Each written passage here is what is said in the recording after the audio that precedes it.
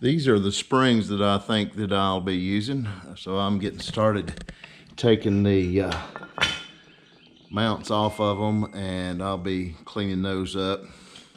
I'll have to take this center bolt out of them and unpack them. That's probably about where I'll cut them. And then I'll have to re-drill holes on each side right there. Probably start out with about 4 or 5 springs on the front, and I can get by with less than that on the back. I think all the weight's going to be in the front, so it's just going to be a bit of trial and error until I find the right combination. But this is what I'm starting with right here.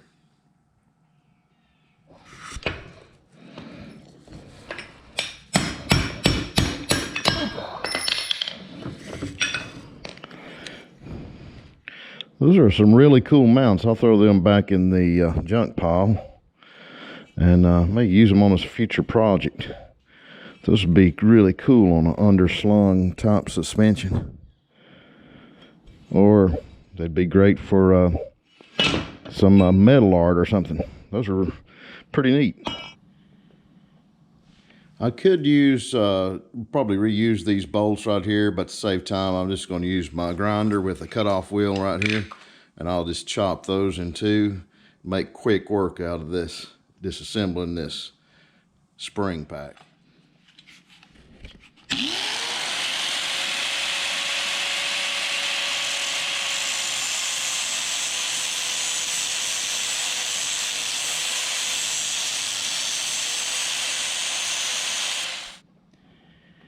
The main thing to remember when you're unpacking springs like this is that there can be some spring pressure on these.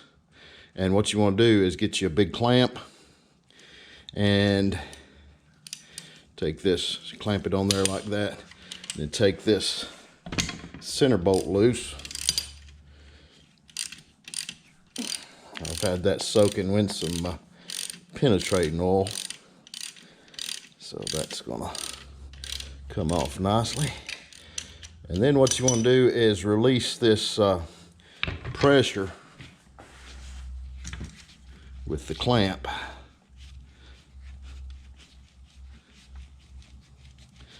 That's not got a whole lot of pressure on this one, but some of them do. So just bear that in mind when you're working on springs. There can be some compressed energy there.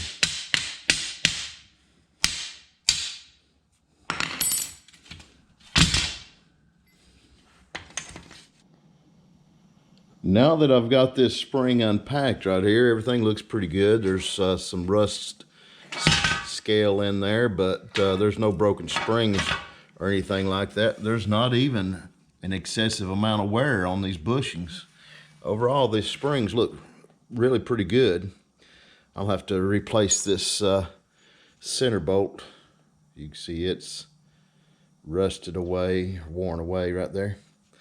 So that's looking pretty good. What I'll do now, this is my main leaf here, I'll just cut that in two.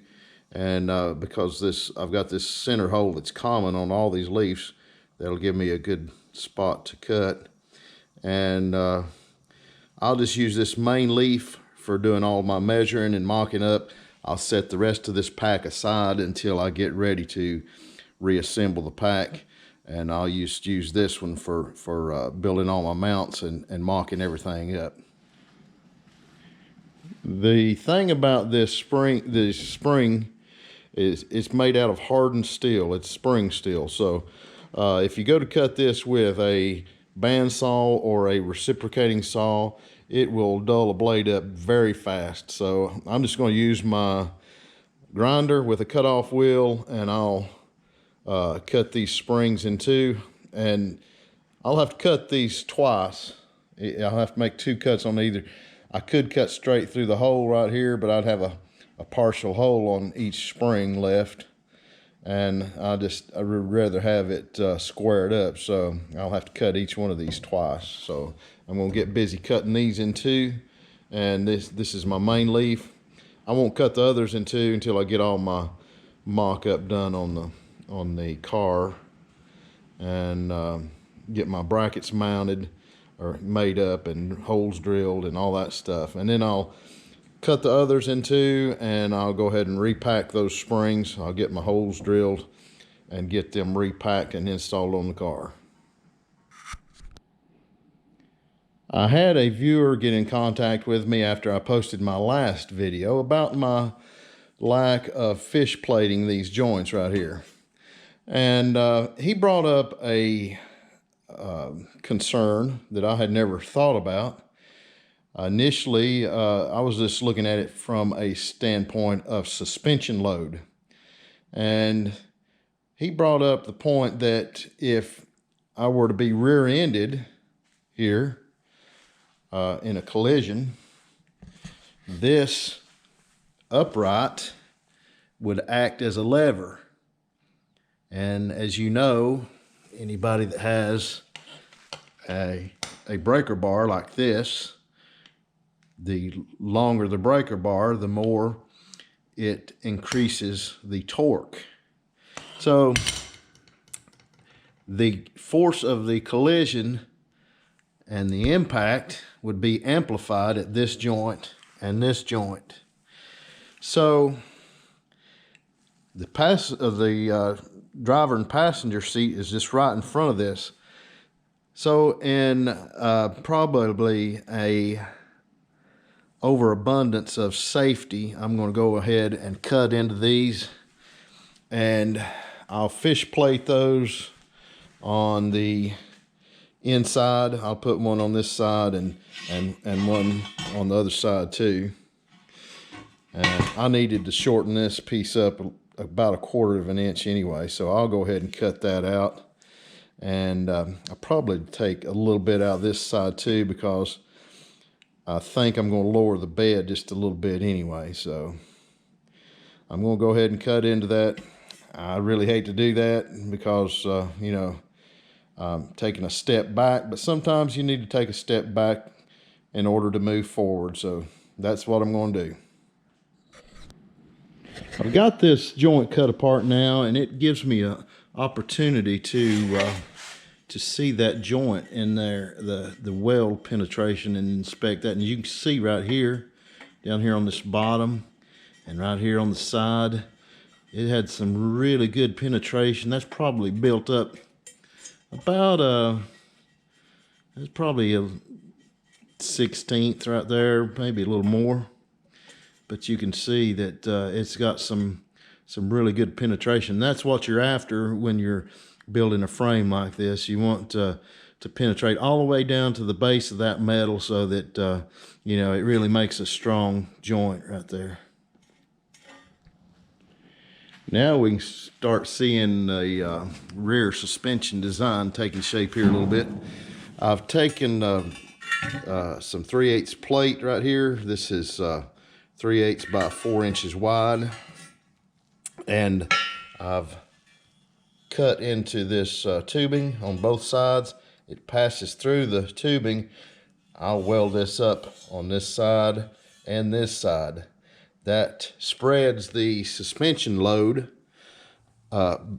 between 1, 2, 3, 4 uprights. It's going to be incredibly stout.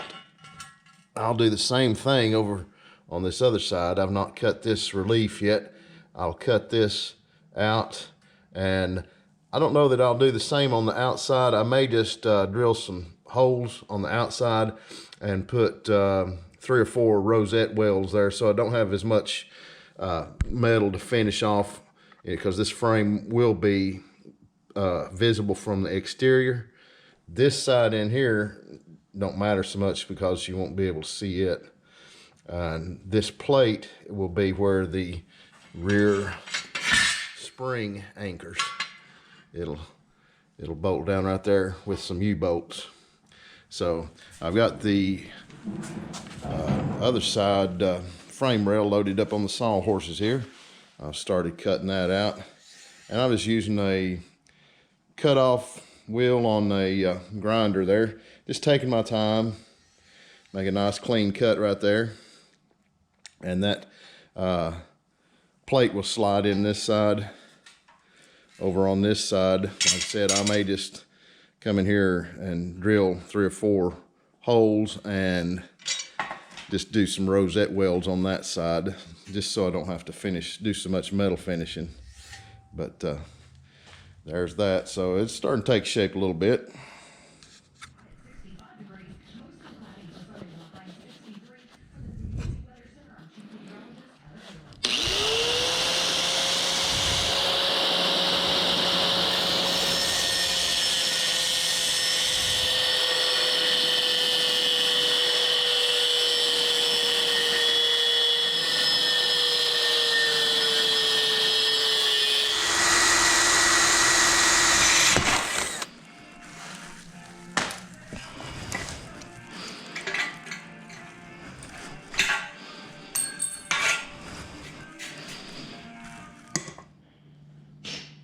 Now I've got the frame all mocked up here for one final time. I'm hoping the next time I show you the frame, it's all welded together, unitized in one piece.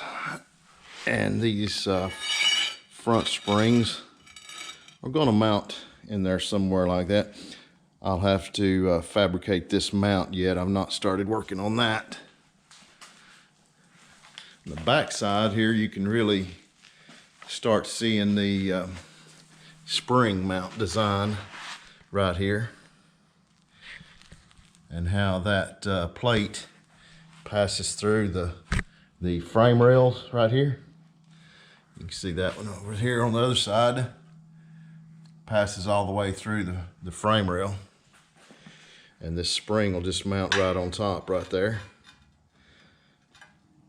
Or I could mount it underneath, depending on how I wanted the ride height.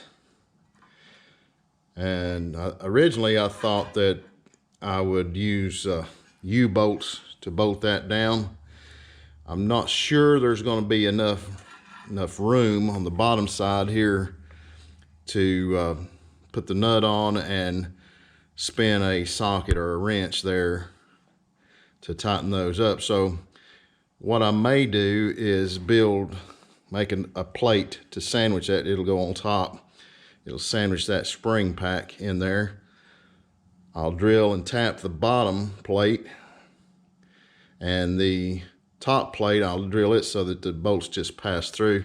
And I can use a Allen head bolt on those, and they're smaller in diameter, and you won't have to get a socket on it. You can put the Allen wrench on the inside of it there, and it saves a bit of room if you're in a tight spot.